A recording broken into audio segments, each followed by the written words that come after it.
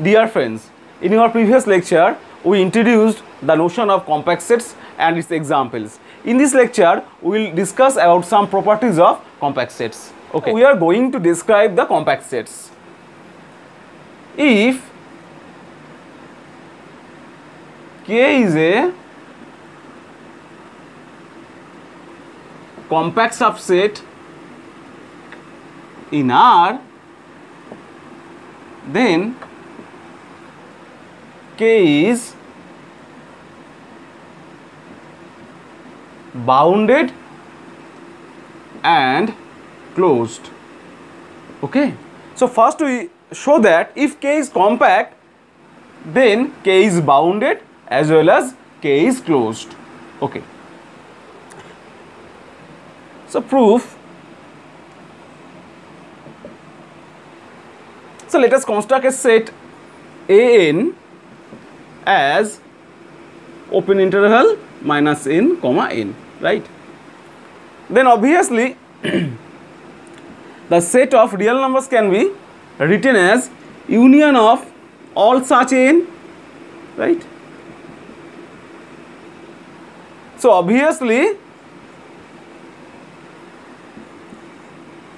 K is a subset of union of n equals 1 to infinity. That means this collection is an open cover of K.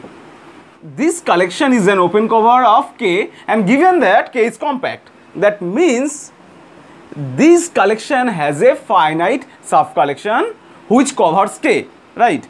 So there exists N1, N2, Nk belongs to set of natural numbers such that K is a subset of union of ANI, I runs from 1 to K, right? Now we take the maximum of those NIs, right? So M is the maximum of N1, N2, Nk, right? So obviously K is a subset of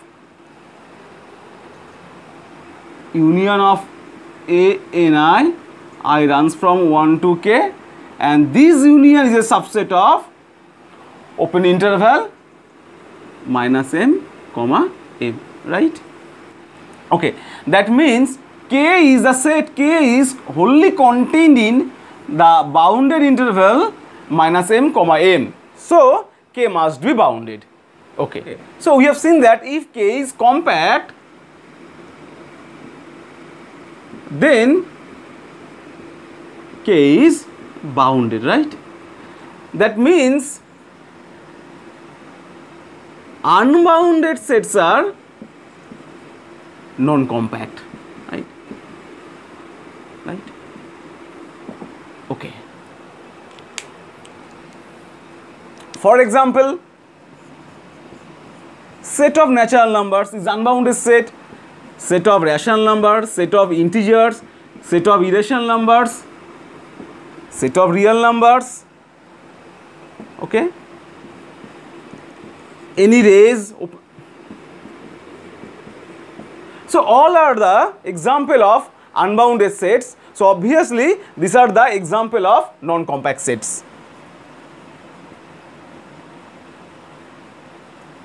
right? Okay. Now we have to show that if K is compact, then K is closed. Okay. So our next claim is K is closed, right? That is, its complement is open, right?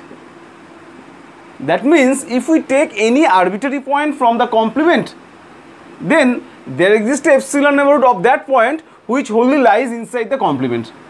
Okay. So for that, let us take an arbitrary point from the complement set. Okay? Okay. So if this is the set K and this is the set R minus K, then we take any arbitrary point Y from complement of K in R, right? Now we consider a set AN, which is collection of all those real numbers such that the distance between that real number and Y is always bigger than 1 by n, right? That means here in picture we consider the 1 by n neighborhood of Y and then take the outside of it, right? Okay?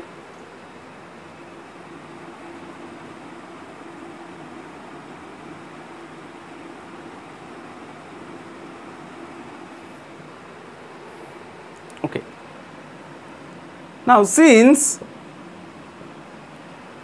the union of all these set AN or n belongs to script n is nothing but the whole set R excluding the point Y, and Y does not belongs to K, so obviously K is a subset of union of AN where n belongs to script n. Okay. Now check that this set AN is open in R, and since K is a subset of union of AN, so obviously the collection of the sets AN is a open cover of the set K, right? And since K is compact and this is a open cover of K, so this open cover has a finite subcover. Okay? That means there exist N1, N2, Nk belongs to script n such that capital K is subset of union of ANI where I varies from 1 to small k, right? Okay, say then A1, right? And next we consider this set, and this is A2, right? And similarly we consider another set as ANK, right? Okay. Now we consider the maximum of N1, N2, Nk, right? Then obviously 1 by P is strictly less than 1 by Ni where I equal to 1 to K, right? And then obviously the set ANI is a subset of AP, right? That means K is subset of union over ANI and this union is a subset of AP, right? Okay, so we see that K is subset of AP where AP is collection of all real numbers such that distance between Y and those real numbers is always bigger than 1 by P, right? Since AP intersection 1 by P neighborhood of Y is disjoint where the 1 by P neighborhood of Y is collection of all those real numbers such that distance between Y and those real number is strictly less than 1 by P, right? So for every Y belongs to the complement of K, there exists a neighborhood of Y such that the corresponding neighborhood is wholly contained in the complement of K, right? That means the set is open, and by definition K is closed. Okay. Thus we have seen that if a set is compact, then that set must be closed, right? That means if a set is non-closed, okay, then that set must be non-compact. Okay. So for example, any open set are non-compact set.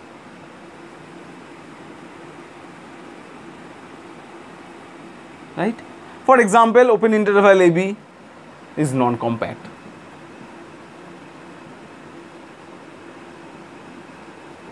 Okay. So one note,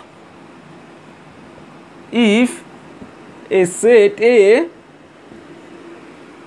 is either unbounded or not closed, then the set A must be non-compact.